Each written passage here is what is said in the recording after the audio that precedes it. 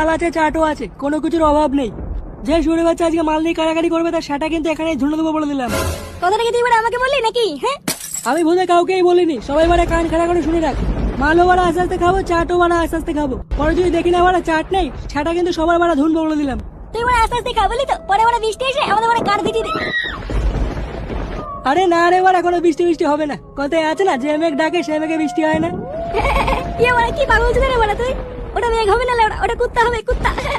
যে কুত্তা ডাকে বলে সেই কুত্তা কামড়ায় না। এই গুদমানি, তুই বলতে মুখে মুখে কথা বলছিস?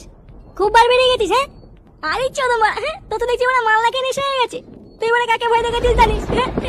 বড় ফুটো ফুটো আমার নাম, সেটা ভেঙে দেবো কিন্তু। বাড়া তারা চুপ করতো।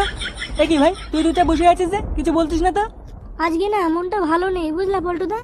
কেন বড়া? বড়া মাল পালিয়েছে নাকি পরপুষের সাথে? না না, তেমন কিছু না।